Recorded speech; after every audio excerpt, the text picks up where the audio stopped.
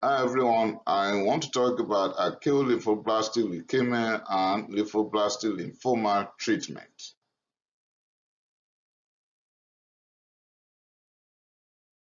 The first thing to do with ALL or LBL is to assess the general health status.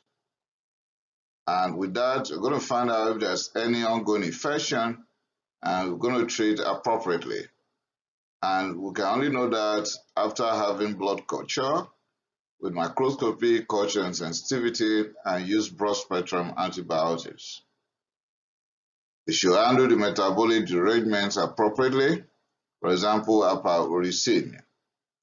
A chain blood transfusion to treat leukocytosis is welcome, and red blood cell transfusion if there's low hematocrit or hemoglobin. Greater than 85% will have 5-year survival rate, and we should contact palliative care. The treatment will take about 2 to 3 years to complete, and ages 2 to 9 will have decreased mortality. People younger than 2 years or older children greater than 9 years will have increased mortality. The retreatment will involve induction, consolidation, and maintenance. Induction. To induce remission completely and eradicate leukemic blast and restore normal hematopoiesis. That's our goal.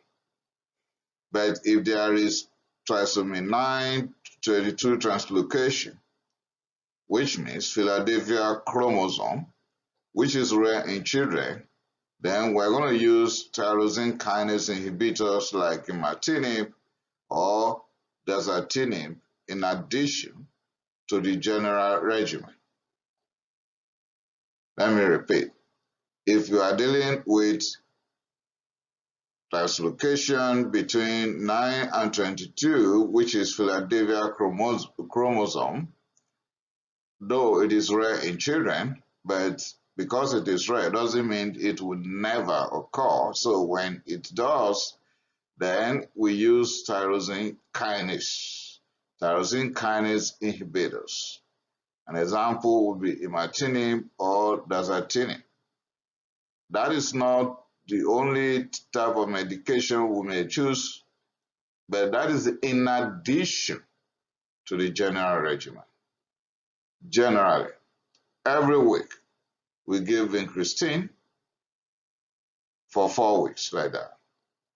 And every day you give prednisone or dexamethasone. Every day you give L-asparaginase or pegylated form, doxorubicin or daunorubicin anthracycline, and check bone marrow for therapy response.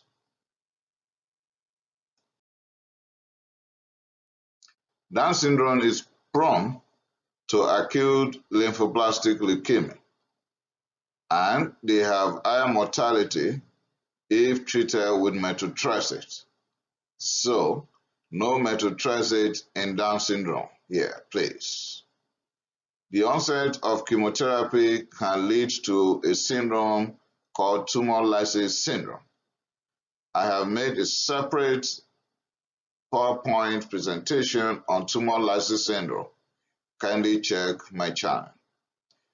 So when there is tumor lysis syndrome, we are going to be dealing with increased phosphate, increased uric acid, increased potassium, decreased calcium, and decreased renal function, or we'll be dealing with renal failure. Also, there's possibility of thrombosis, bleeding, and infection. Vincristine is associated with neuropathy, anaphylaxis with asparaginase, etoposide or uricase, and corticosteroid can suppress hypothalamic pituitary adrenal axis. Consolidation is about intensification of the chemotherapy. It's the second phase and is soon after complete remission. It is instituted to prevent relapses. And bone marrow here may reveal lymphoblasts. We're going to continue same chemotherapy to eliminate subclinical leukemic cells, but like my last point on this page is showing that most oncologists will use different chemos with different side effects from the one they use during induction. So some will continue with the same chemo, whilst most oncologists will use different ones. So we are going to intensify by using high doses of different chemo to eliminate stubborn or resistant cells to the first and primary treatment.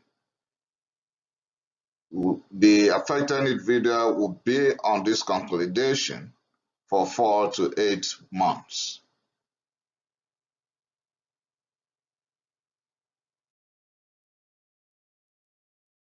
During consolidation, you can choose from cyclophosphamide, doxorubicin, daunorubicin, etoposide, methotrexate, but not in individual with Down syndrome. No methotrexate in Down syndrome. You can also use terabin, allogenic hematopoietic cell transplanting in higher risk ALL or LBL. Maintenance phase will be with chemotherapy also, but this time low dose, and is given intermittently.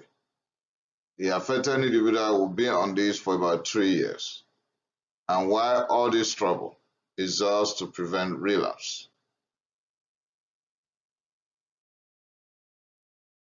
There's possibility of CNS prophylaxis when there's leukemic meningitis with meningeal signs like headache, nausea, vomiting, neck rigidity, photophobia, and so on. So you can have radiotherapy,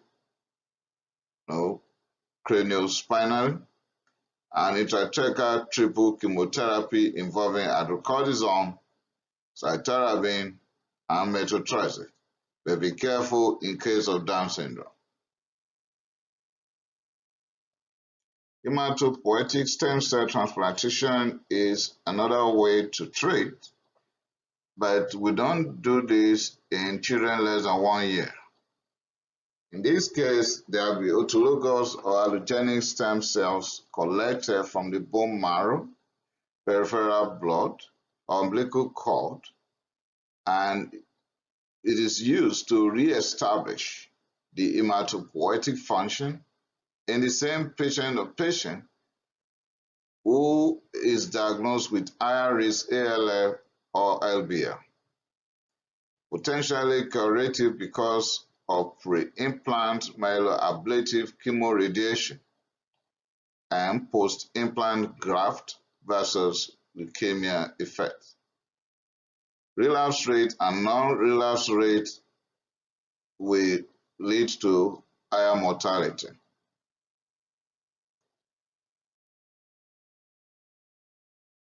HLA-matched siblings donor is better, but HLA-matched unrelated donor is fine. Partially matched donor or umbilical cord blood is better than none. But I repeat, not in children less than 1 year old, because there is possibility of increased mortality.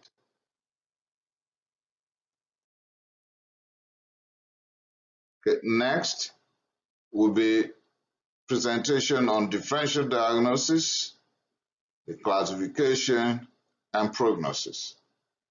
Kindly subscribe so that you can get these presentations immediately they are published. Thank you.